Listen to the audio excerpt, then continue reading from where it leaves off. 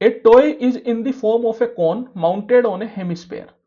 तो एक खिलौना है वो कुछ इस तरीके से है कि एक हेमिस्फेयर के ऊपर माउंटेड है कौन, कुछ इस तरीके से, ये ऊपर हो गया कौन और नीचे हो गया hemisphere. The radius of the hemisphere and that of the cone is 36 centimetre.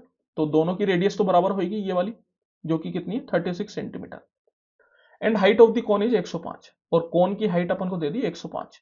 ये अपन से पूछ रहा है total surface area of the toy. तो देखिए जब अपन टॉय के टोटल सरफेस एरिया की बात कर रहे हैं तो वो क्या हो जाएगा, वो हो जाएगा curved surface area of cone plus curved surface area of hemisphere, क्योंकि उसमें जो बीच की सर्कुलर रिंग है ये नहीं आएगी। जब अपन टॉय को बाहर से देखेंगे तो ये बीच की सर्कुलर रिंग अपन को उसमें नहीं दिखेगी, तो इसका एरिया उसमें ऐड नहीं होगा। तो अब यहां पे आप देखिए, सबसे पहले तो हेमिस्फेयर का जो कर्व्ड सरफेस एरिया होता है वो तो अपन को पता है, डायरेक्ट अपन जानते हैं 2πr² होता है, 2πr²। लेकिन जो कोन का कर्व्ड सरफेस एरिया होता है वो होता है πrl। तो πrl के लिए एल अपन को निकालना पड़ेगा। एल ये होता है, यहां पे ये 90 डिग्री का एंगल बनता है, तो ये पाइथागोरस थ्योरम को फॉलो करता है। अब देखिए 105 36 के साथ अगर आप डायरेक्ट ट्रिपलेट जानते हैं तो बहुत अच्छी बात है। डायरेक्ट अगर ट्रिपलेट जाने तो ये क्वेश्चन आपका बहुत ही आसानी से हो जाएगा। लेकिन अगर डायरेक्ट ट्रिपलेट नहीं जानते तो कोई बात नहीं, फिर क्या कर सकते हैं, सोल्व करना पड़ेगा, और तो कोई तरीका है नहीं। बिना डायरेक्ट ट्रिपलेट जाने तो कोई मतलब नहीं है।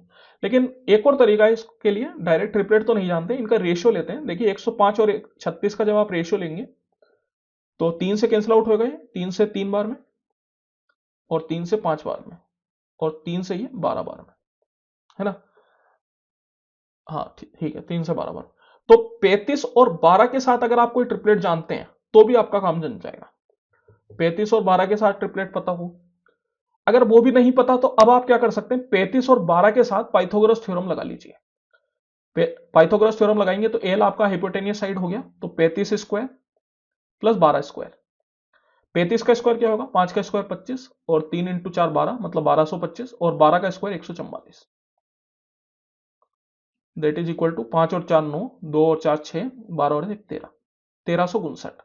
1359 आपके हिसाब से कितने का होना चाहिए, 35 से तो ज्यादा का होना चाहिए।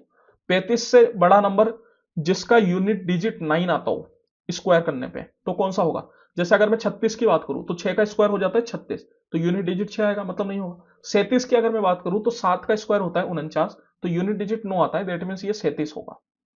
अब यहां पे ध्यान रखिए, अपन ने 3 से डिवाइड किया था, तो जब एल की बात करेंगे तो 3 से मल्टीप्लाई भी करना पड़ेगा, तो 37 इंटू 3 दैट इज 7 21 की 1 2 कैरी चला गया, 3 3 9, 9 और 2 11, मतलब जो अपना एल है वो 111 के बराबर हो जाएगा। अब यहां पे मैंने ऐसा क्यों बोला कि भैया पक्का है कि ये परफेक्ट स्क्वायर ही होगा, वो इसलिए मैं बोला क्योंकि जो भी ऑप्शन अपन को दे रखे हैं वो सारे इंटीजर दे रखे हैं, उसमें कहीं भी स्क्वायर रूट इन्वॉल्व नहीं हो रहा, दैट मीन्स कि पक्का है कि ये परफेक्ट स्क्वायर ही होगा। ये डायरेक्ट कितने का हो जाएगा 37 का। तो अब आप यहां पे देखिए पाई को तो अपन कॉमन ले लेते हैं, बिकॉज पाई अपने सारे ऑप्शन में एज इट इज है, तो ये एक अच्छी चीज कर दी, कैलकुलेशन अपनी थोड़ी कम कर दी। अब ये 2 इंटू रेडियस है 36, 36 का स्क्वायर प्लस ये 36 इंटू 111, यहां पे एक 36 अपन कॉमन ले लेते हैं, तो ये 2 इंटू 36 72 प्लस 111, तो ये हो गया 36 पाई इंटू 72 प्लस 111 मतलब 183। तो अब आप यहां पे देखिए यूनिट डिजिट से अपन चल सकते हैं, बिकॉज सारे ऑप्शन की यूनिट डिजिट अलग अलग है, तो 6 इंटू 3, तो यूनिट डिजिट क्या आएगी 18 का मतलब 8, तो 8 एकमात्र ऑप्शन है अपना, तो यही अपना आंसर आ जाएगा, ऑप्शन नंबर 1।